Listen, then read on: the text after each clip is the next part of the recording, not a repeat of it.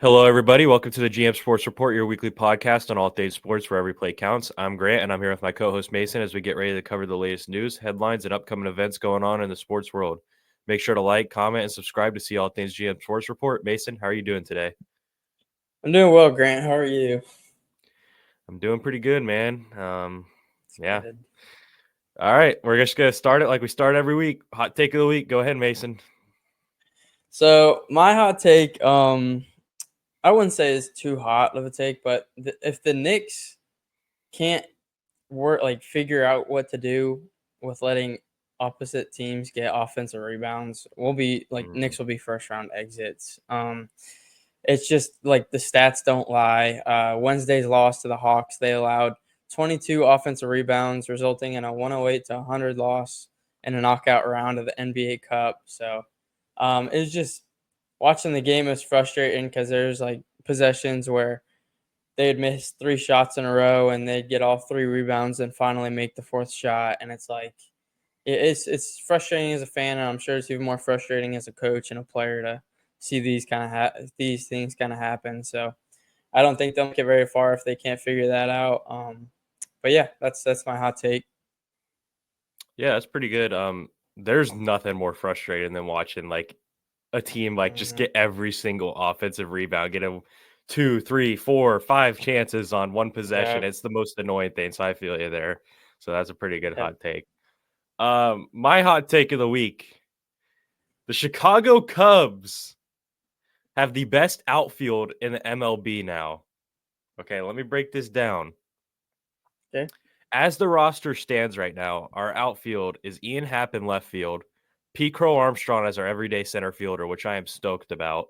And now, after the Kyle Tucker trade, we have Kyle Tucker in right field, and we still have Seiya Suzuki and Cody Bellinger right now who can play some outfield.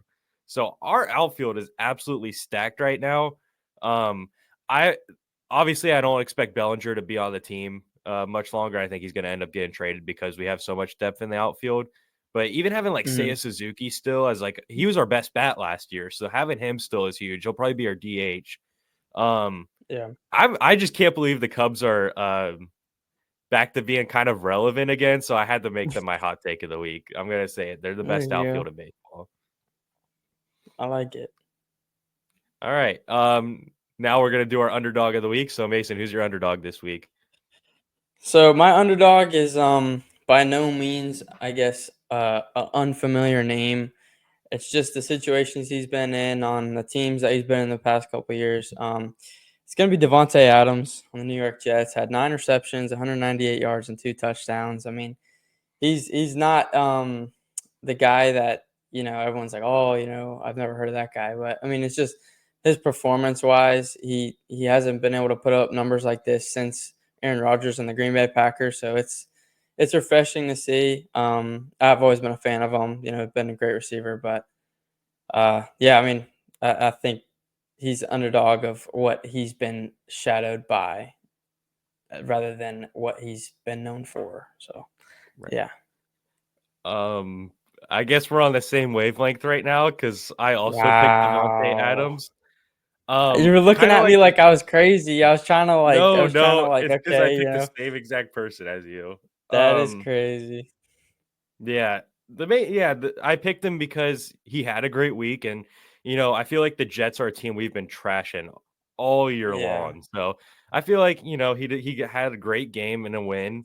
So I feel like it had to be talked about a little bit. I'm shocked that you picked Mhm. the same player as me, and not really because That's we always seem to crazy. be thinking in the same I know, it's way. that GM wavelength, man. Yeah, for real. So yeah, Devontae Adams, 9 receptions, 198 yards, 2 touchdowns. That's my underdog of the week as Yep. well. So with that being said, we're just going to slide over to the NFL news right now. We're going to give a game prediction update. This is where on TikTok and Instagram at GM Sports Report, we predict every single game. Right now, my record is 159 and 65, and your record, you caught a game up on me this week, is 155 and 69. I was 14 and Mm. 2 this last week, and Mason, you were 15 and 1. So almost an Mm. undefeated record for you. Pretty good. Nice. We're getting that. Yeah. I'm gonna try and make some more bold moves, man. I don't know. Yeah, they worked out for you. That Bills pick worked out for you big last week. Yep. Yep. All right, next thing we're gonna do for the NFL is give our 3 takeaways from the last week. So Mason, go ahead. So my first takeaway is that Lions could be in some in serious trouble with injuries that happened this past weekend. Lost to Bills in a shootout, 48-42. Lost David Montgomery for the season, torn MCL. Carlton Davis with a broken jaw, and then Aleem McNeil with the ACL injury. They faced Bears in Chicago this week, so I know last time they played, they had a pretty big scare as far as that Matt Eberflus timeout scan or like that whole thing that went down. So hopefully this doesn't impact them too significantly, and they can come out with a win. My second one is in that Steelers loss against the Philadelphia Eagles. George Pickens' presence was severely being missed. Russell Wilson has his targets, but none as big as George Pickens, and I think that could have swayed the game in their favor. And then my third takeaway is even with Bo Nix having a bad game, the Broncos still came out with a win. Nix threw 20 for 33, 130 yards, 3 touchdowns, and 3 interceptions. Defense was just absolutely amazing. Forced 4 turnovers to secure the win against the Colts, I believe it was. And yeah, it was just he definitely got bailed out by his defense, that's for sure. But yeah, those are my 3 takeaways. We're on the same wavelength right now Oh my because 2 out of the gosh, 3 are very similar for me. that is I started crazy. out also with the Lions injuries are starting to become very concerning. You just listed the 3 guys that they lost for the season in this last week, not to mention they also lost Aiden Hutchinson earlier in the year, who's the best Mm-hmm. defensive player in football.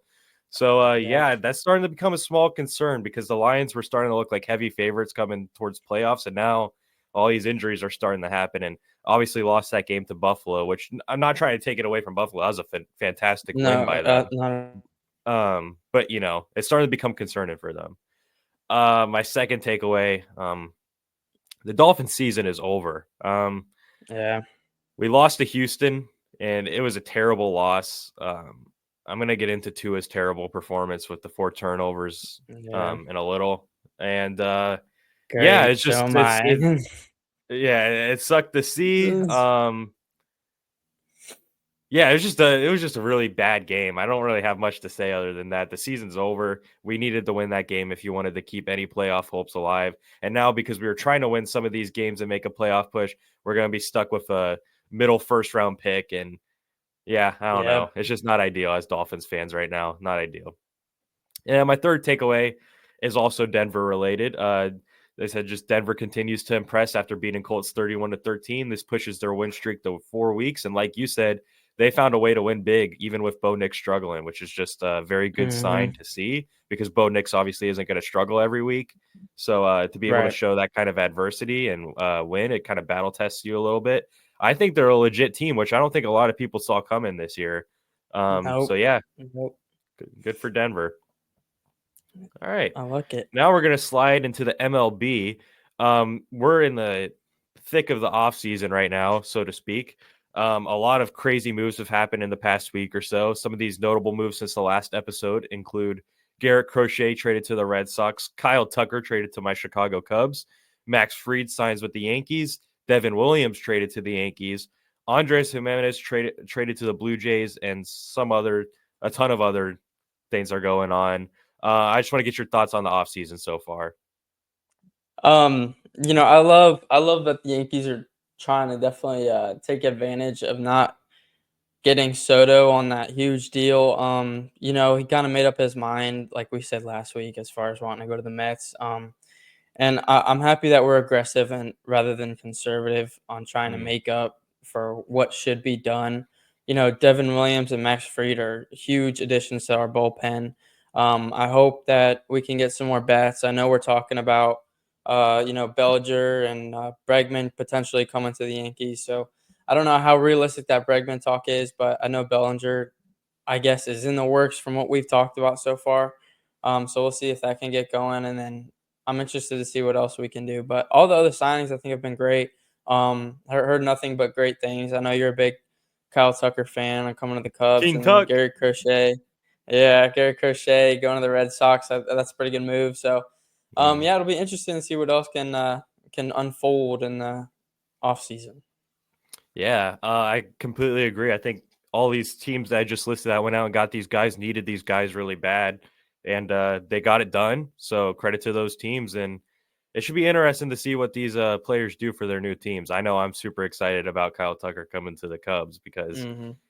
that man is probably the most talented offensive player we've had since Chris Bryant. It's been a minute since we've had this kind of talent on our team, so super excited Right. about that. Next thing I want to talk about, I don't know if you have any off the top of your head. I know I have a list right here. Just any predictions you have for the next week or so of the off season. I mean, really, just the Bellinger thing is the only thing that I can see happening. Hopefully, they can get that deal done. I know you guys were talking about getting a closer, and what's his name? Shoot. Us getting a closer? No, no, no, no, no. Like us giving you a closer for Bellinger. Oh, Shoot, Warren. Warren. I think. Warren, Yeah, yeah. yeah, yeah.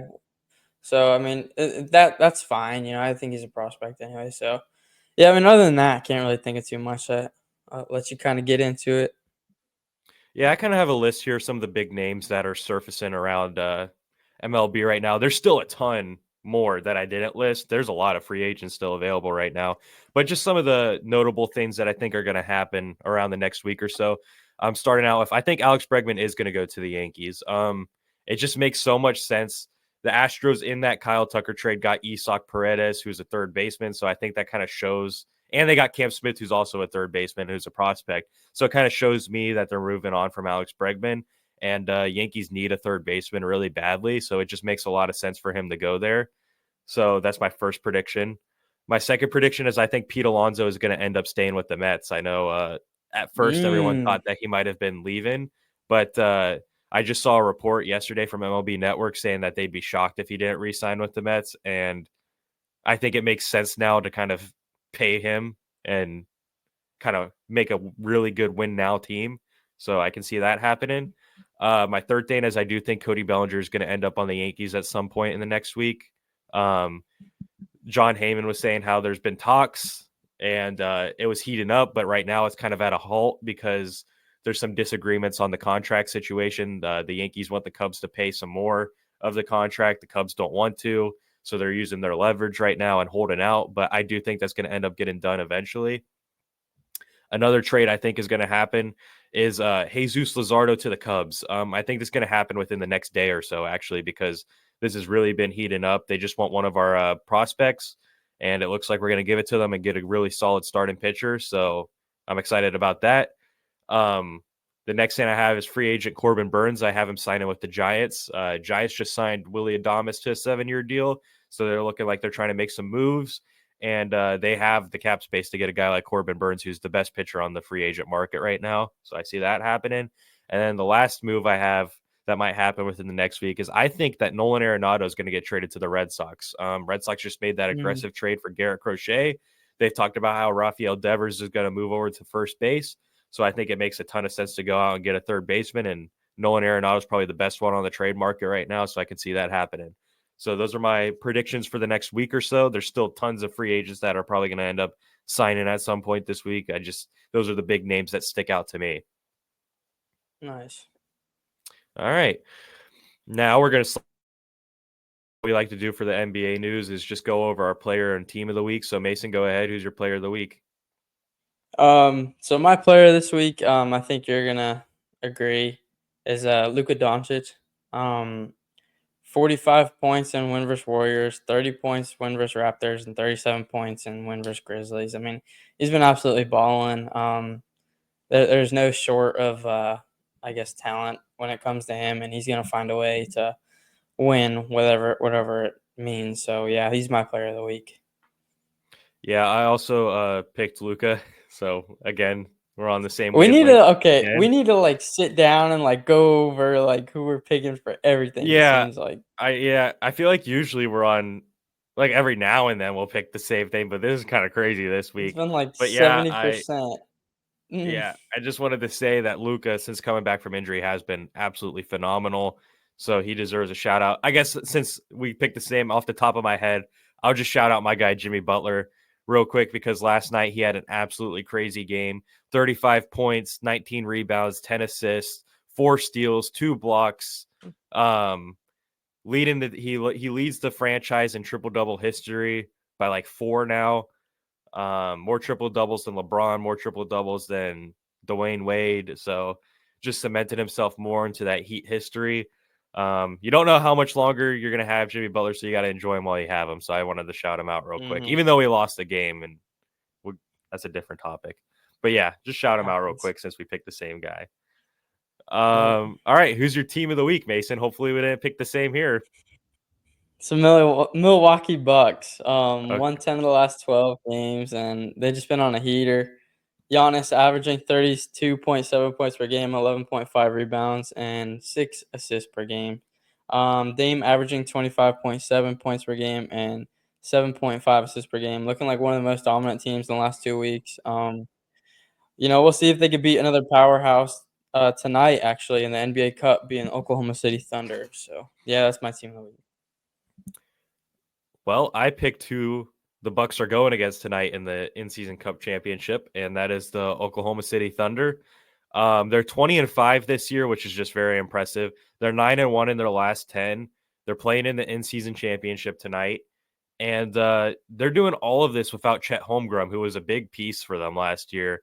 And I just got to say, for the fans that were kind of critiquing them overpaying for Isaiah Hartenstein, he's been the savior of their season coming in for Chet and absolutely being an amazing center for them, facilitating well for them, rebounding well, getting it done in the paint. He's been the unsung hero of that team and keeping the glue together, so to speak, of that team. So, yeah, Thunder are my team of the week.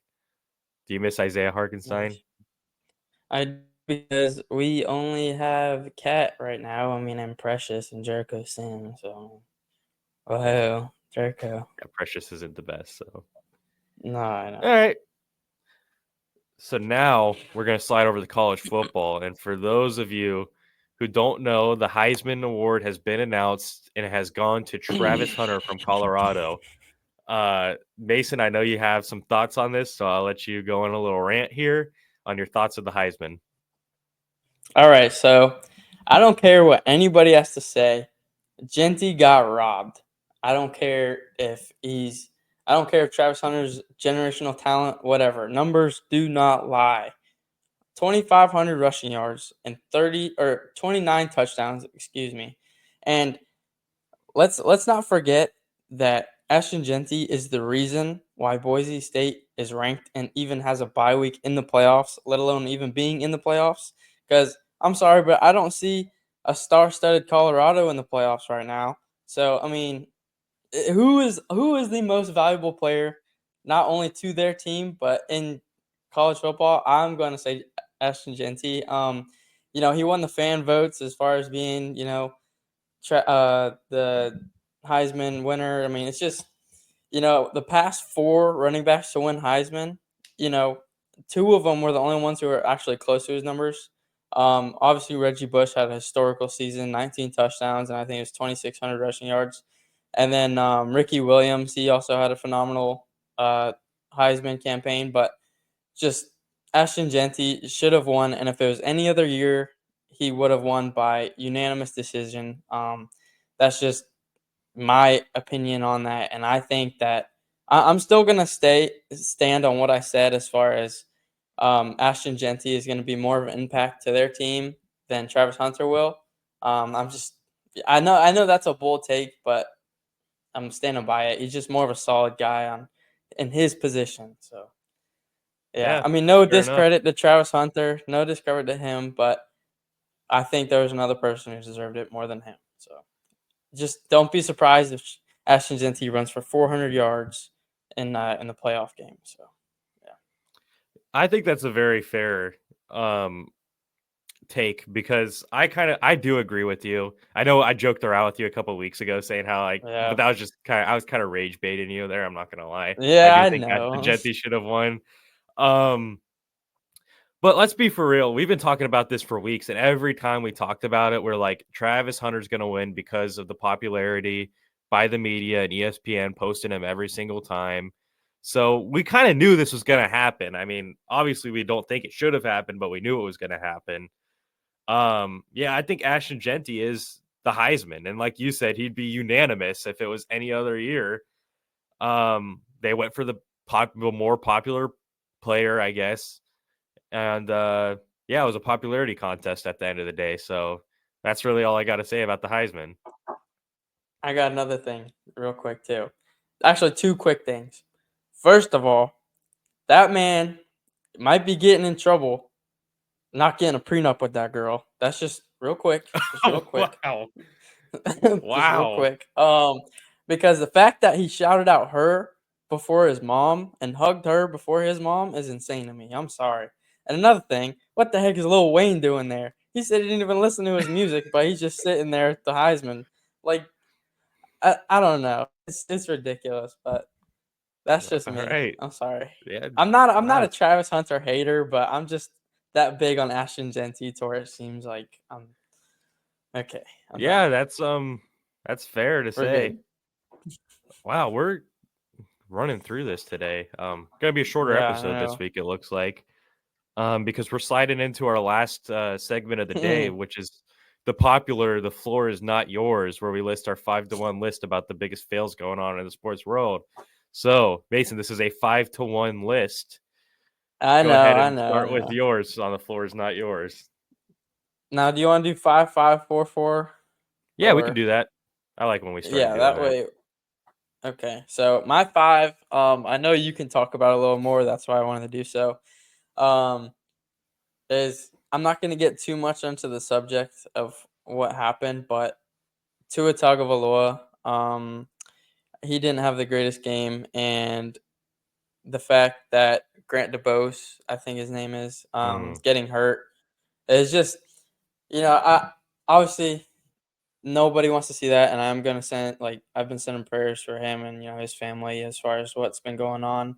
But it does sound like he's in stable condition as far as yes. what happened. But not only doing that, and then I think he was throwing 3 interceptions and just losing the game and having it in the grasp. I mean, obviously, it throws you off mentally after something like that happens to your teammate. Because I know you mentioned that he's a rookie who was coming off of an injury. Grant DeBose was, and then having this happen to him was absolutely horrible. But yeah, I mean, Yeah. Tua just kind of putting him in that situation and having those turnovers is number 5 for me. So Yeah.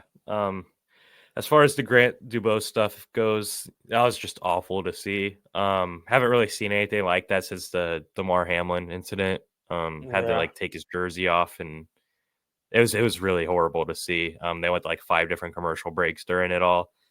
Like you said, and like I said, also he was a rookie. This kind of his first shot. They released Odell Beckham earlier in the week, so this was his chance to come out and get some snaps, and it's just terrible to see that happen.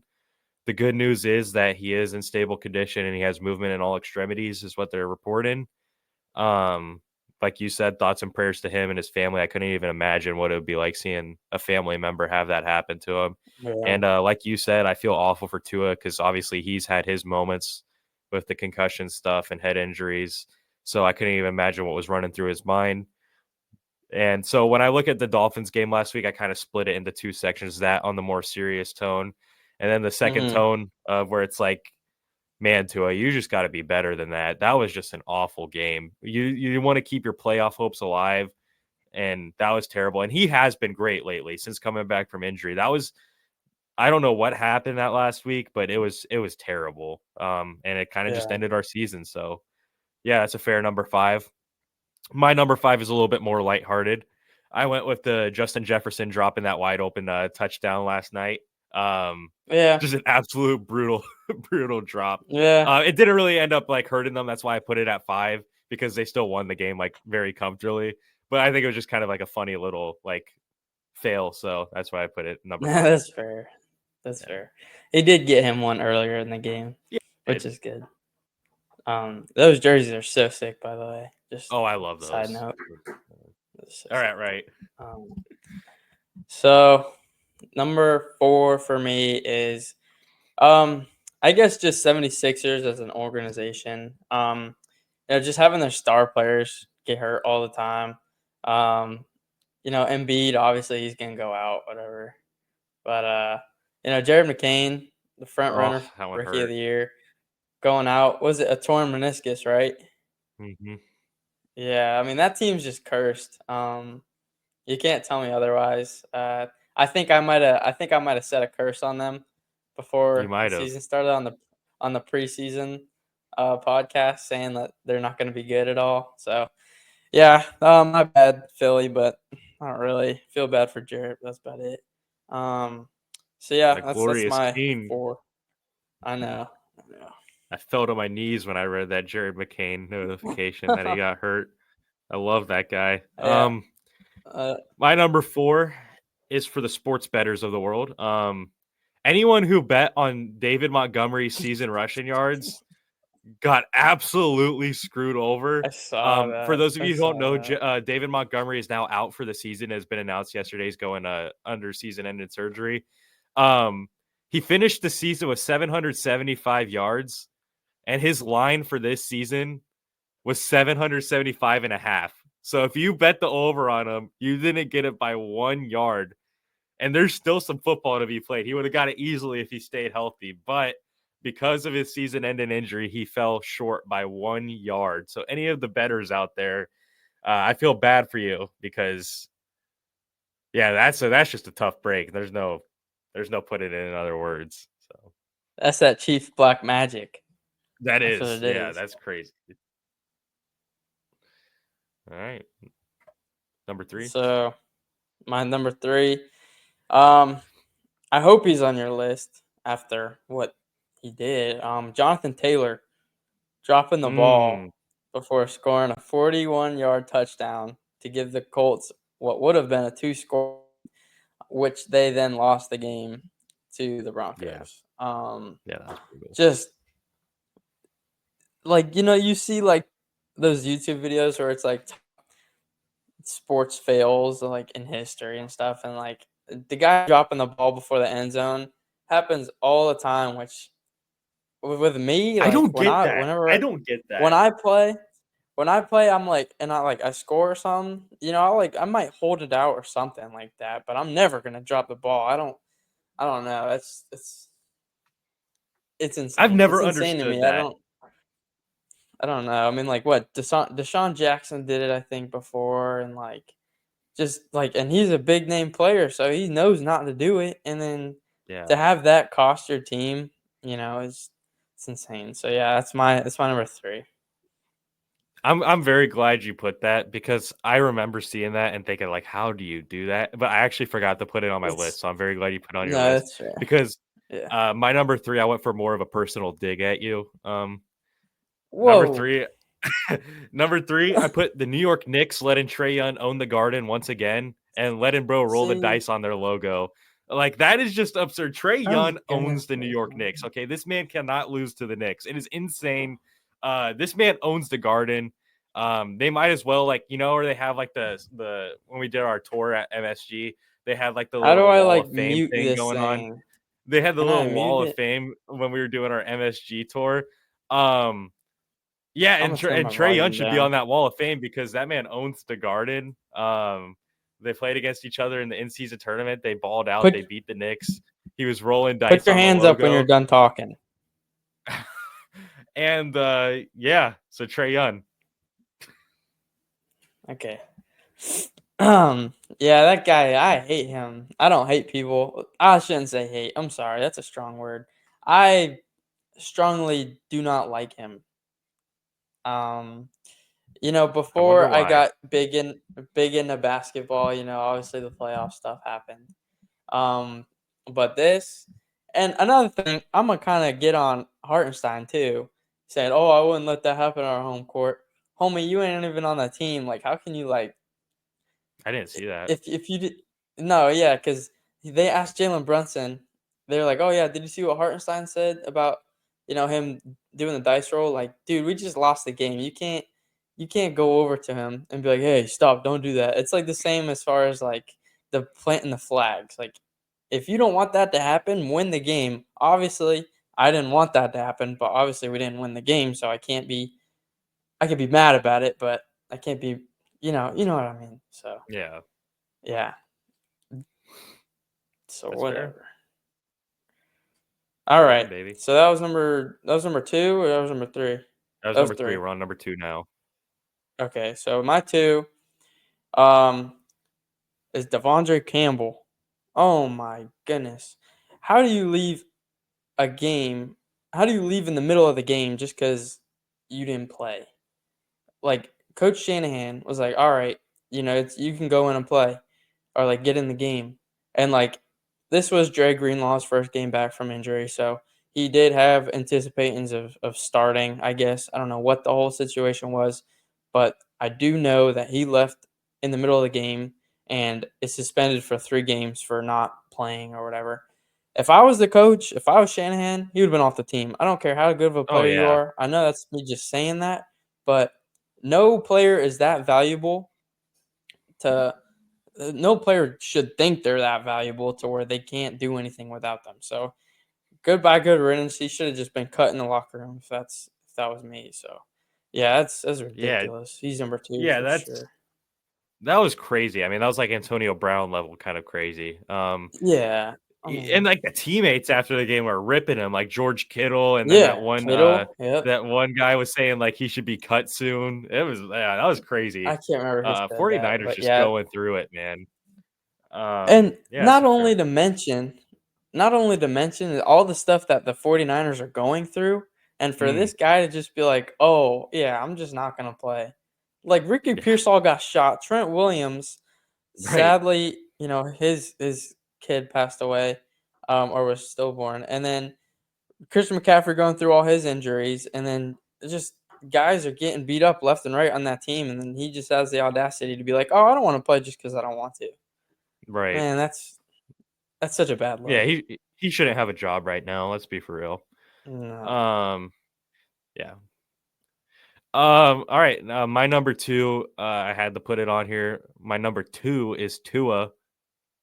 Having he had 4 turnovers, 3 interceptions, and 1 fumble. Now that granted, the fumble wasn't necessarily 100% his fault. He's kind of blindsided because the O line was terrible, but that's a whole different conversation. Um, he's just proven those allegations that he doesn't show up against big games against big teams. Like he just doesn't show up. He's proven that allegation correct. I mean, it's hard to keep defending this man. Like I said, he was great since coming back from injury. He had 15 touchdowns and no interceptions. And then most important game of the season, we go and play against Houston, who like Houston's good, but they're a beatable team, at least in my eyes. If you want to be a playoff Yeah. contender, they're a beatable team, especially with how beat up they are right now. You should be able to go in and beat them. They CJ had a Stroud has close been game a to Jacksonville. Yeah. yeah. CJ Stroud is a very mid quarterback this year, which a lot of people aren't talking about. But yeah, if you want to win that game, you can win that game. And it's just proving the point that Tua can't win these big games. And I'm starting to get very concerned because we have him on this huge contract. And I would love to see him, maybe win a big game or two or about now. So yeah, and season's over. So it had to be on my number 2 because of him having 4 turnovers. We get the ball back after Chop Robinson, our rookie, had his second huge sack to give us another chance to go on a drive and try to tie the game. And it was either the first or second play of the drive. We're trying to throw a jump ball to Tyreek Hill with Derek Stingley guarding him, one of the best corners in the game. And we're throwing a jump ball to 5'10" Tyreek Hill. Like, what are we doing? That's just a terrible play call, which that's Mike McDaniel too at the same time, which that's a whole nother conversation. But yeah, it was just brutal. That loss was that I haven't been mad about a football loss in a minute. That one made me pretty mad. So that's my number 2. Yeah, I'm glad you still have emotion for football. Well, this Mm, season at I least. don't anymore. I'm just yeah, that's fair. I've been in the gutter since what, week 4 or 5. So Yeah. okay. I hope this guy's on your list. If not, I'm shocked what your one is gonna be. It's a guy we haven't talked about too much lately. And that's Will Levis, the king of what's this? The floor is not yours. So Yeah. yeah, Will Levis, honorary member of. We should just name this segment after him, Will Levis segment. But yeah, throwing 3 interceptions on 12 throws while your ex girlfriend is in I knew attendance, you were gonna say that. then proceeds to get benched for Mason Rudolph. Oh, that's brutal. That's I don't brutal. know if I have to say anything else. To In get front of the benched Huzz for is crazy. Mason Rudolph. I don't know, dude. There's nothing else I can say. It's just he lives on this list. So that's Yeah. he's my number one. There's not much else I can really say about that. Man, your list was great this week. I feel like my list was terrible. I could have done a lot better because I didn't mention that, and I feel like I should have too. Really? Maybe it's a good thing though because we've been like saying the same thing for the rest of Yeah. the whole episode. So No, that's maybe it's good fair. we get some different stuff out there. Maybe there's just a lot of failures in sports this week. My number one, Probably. man, this is a guy that it hurts me to talk negative about because he's a fan favorite right now. I'm going with Dan Campbell. That decision to do an onside kick with 10 Oh, minutes that left in the was game. crazy. What are we doing? What are we Yeah, I doing? missed Like, you that don't one. trust your defense that much. Yeah. I get you have had injuries in this game, but there's 10 minutes left in the game. There is no That reason was to do an wild. onside kick. That was absolutely brutal. And so, yeah, that's my number one. It hurts me to talk bad about Dan Campbell because obviously he's like coach of the year and a fan favorite and all this stuff. But that is just a terrible call. And, he is known for being like that gutsy, like coach Yeah, that will make yeah. those calls. But that one just didn't make any sense at all. That one reminded me of when they went for like a 2 against the Cowboys last year. That Yeah. whole scenario. It's like I get you want it when you want to be aggressive, but there's also times where you got to play like more traditional, and that certainly was one of them because you just do a normal kickoff and trust your defense. You have a chance to come back and make it a ball game. But they did the onside kick and almost returned it for a touchdown and scored a touchdown within the next couple plays, and that put the game away. So yeah, that's just terrible play call. So that was my number one. I saw a meme saying like someone should have told Dan Campbell that it's 12 minutes left instead of 2 minutes. So that was pretty funny. Yeah, that is pretty funny. Um, But Yeah, those are pretty good lists right there. I feel like a lot of yeah, different. yeah. The Will Levis one's hilarious. Because I mean, he lives up there. It's his thing. yeah, every time we do this list, he finds his way on there. He almost inspired this list the first time we ever did this. But yeah, Um, yeah. What he had like 4 weeks straight of like yeah, something that yep, happened. a new meme every week. Yep. All right, well, that pretty much wraps up the episode. Thank you guys for tuning in to this week's episode of GM Sports Report, where every play counts. Please make sure to like, comment, and subscribe to be able to see our weekly episodes on all things sports. For additional content, check the description to see links to our Instagram and TikTok account. One more thing, real quick. Next week is Christmas week, and Tuesday and Wednesday is when we do like our recording and posting, and those are obviously Christmas Eve and Christmas Day. So we're gonna take the week off next week, our first break since starting this podcast. We've done 16 weeks straight. We're gonna go enjoy the holidays, as everyone else should. So everyone who's watching, have a good Christmas and holidays, and yeah, we'll see you in 2 weeks. So this is Grant Yep. Mason signing off for now. Have a great week, everybody, and Thank you Merry guys. Christmas and Happy Holidays. Merry Christmas. Happy holidays.